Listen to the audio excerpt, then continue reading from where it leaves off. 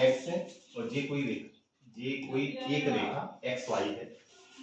अगर ऐसा है तो इसका मतलब है कि स्पर्श रेखा क्या होती है कि ऐसी रेखा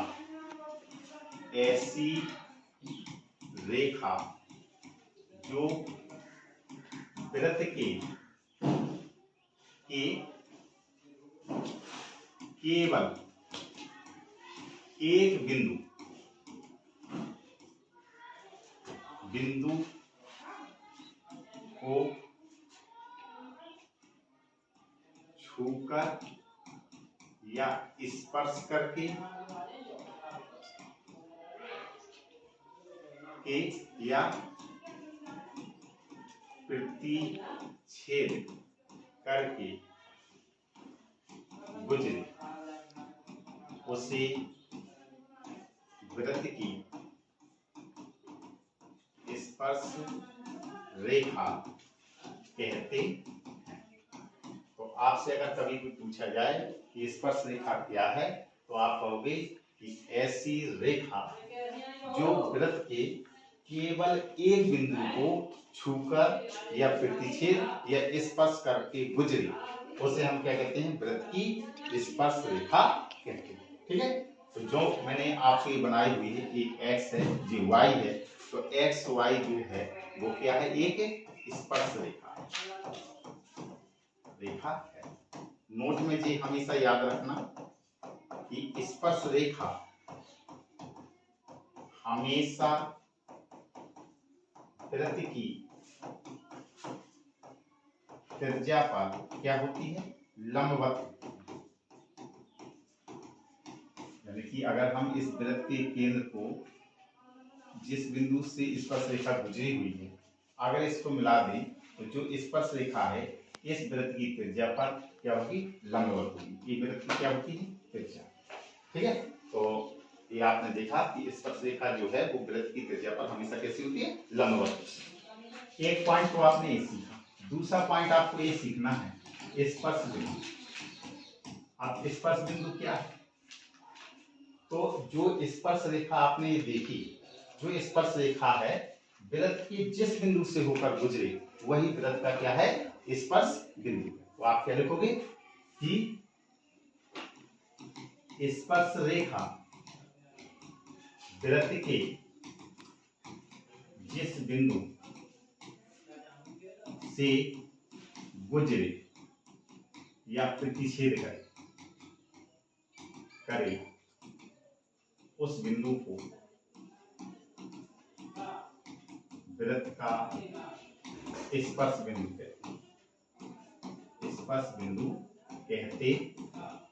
तो अगर आप इस चित्र में देखोगे तो वृत्त का स्पर्श बिंदु कौन सा है, जो इस बिंदु पे छू रहा है, तो कौन सा है स्पर्श बिंदु, इसमें कौन सा है, तो स्पर्श बिंदु आप देखोगे कि कौन है, ठीक है।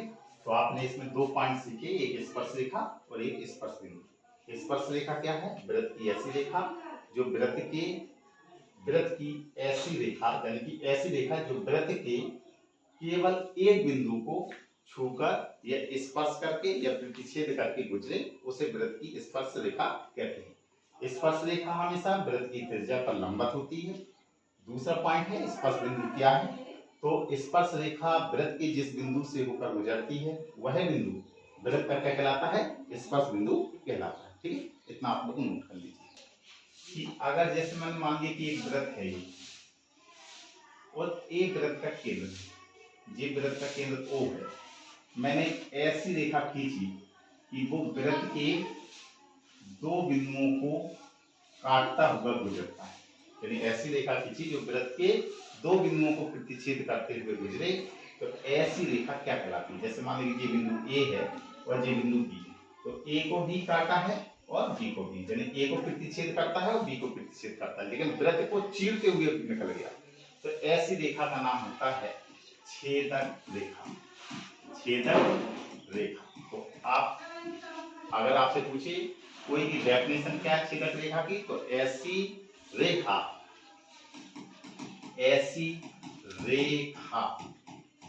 जो वृत्त के किन्हीं इन्हीं दो भिन्न भिन्न बिंदुओं को प्रतिच्छेद करें। ठीक है, ऐसी रेखा जो वृत्त के किन्हीं दो भिन्न भिन्न बिंदुओं को प्रतिच्छेद करे, ऐसी रेखा वृत्त की छेदक रेखा कहलाती है।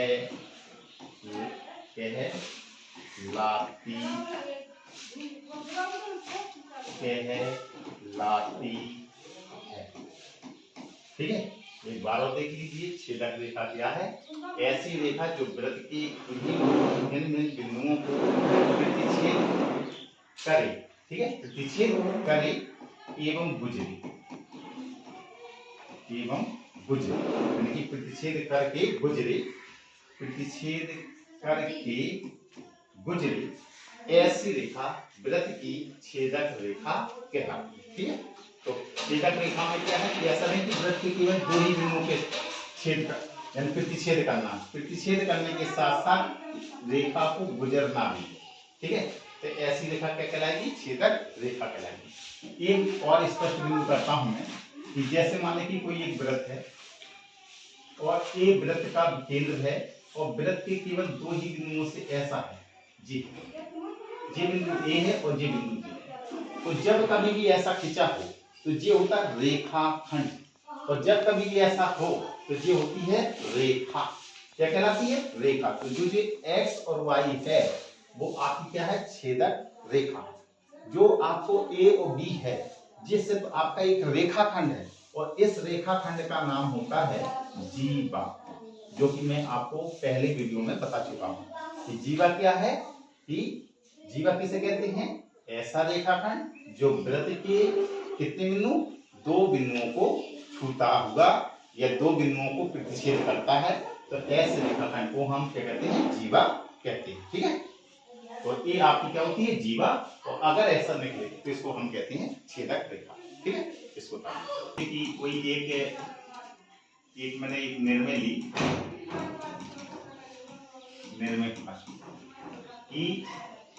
कि स्पर्श रेखा की रचना करना जब वृत्त पर, स्पर्श रेखा की रचना करना जब वृत्त पर कोई बिंदु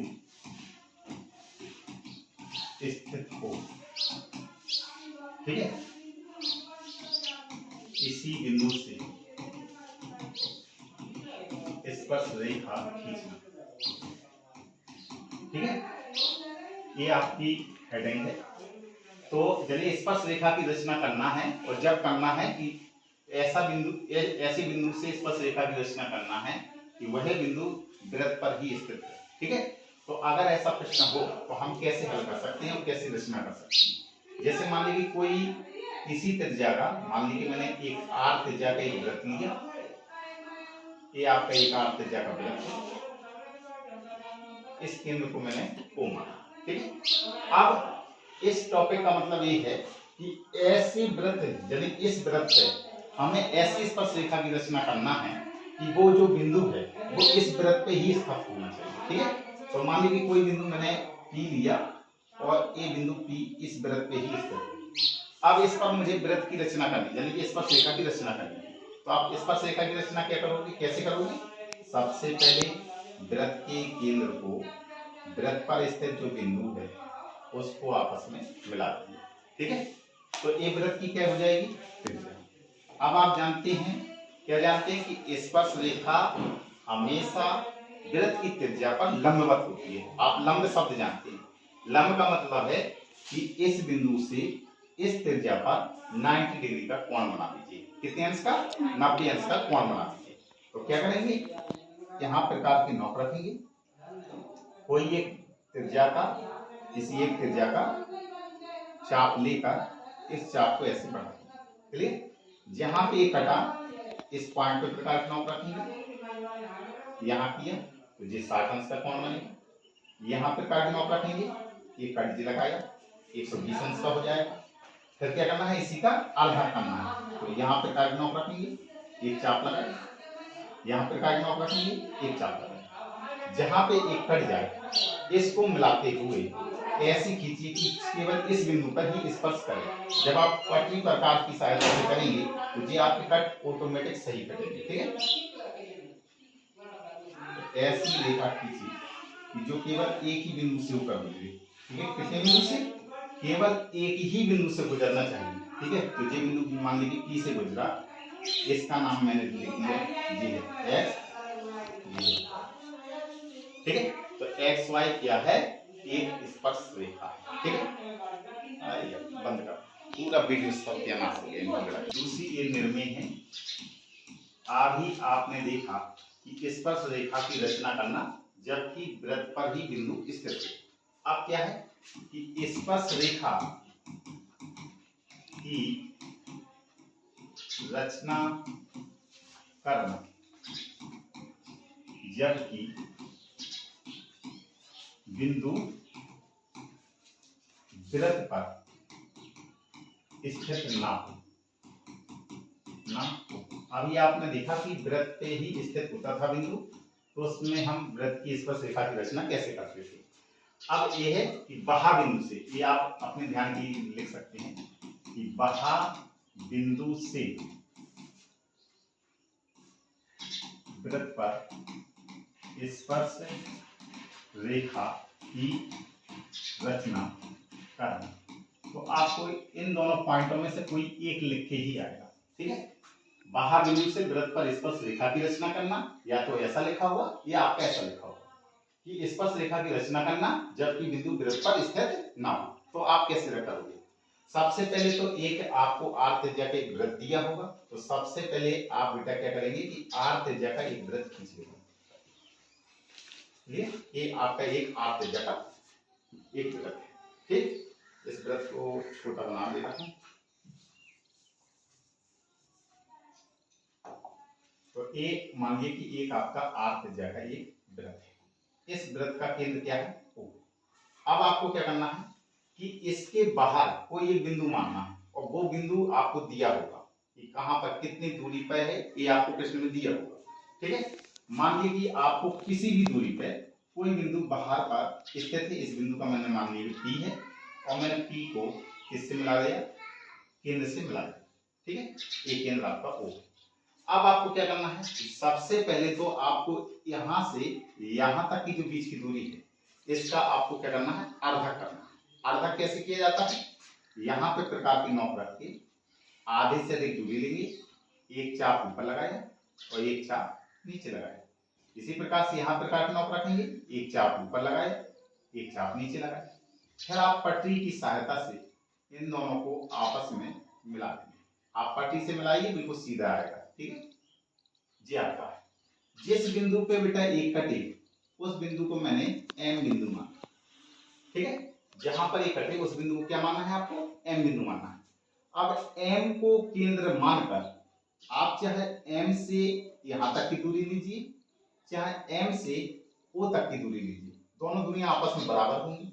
तो M को केंद्र मानकर यहां तक की दूरी लेकर प्रकार को यहां तक फैलाकर अब प्रकार को चारों तरफ घुमा देंगे, और चारों तरफ जब घुमाएंगे तो ये इस बिंदु से होकर गुजरेगी।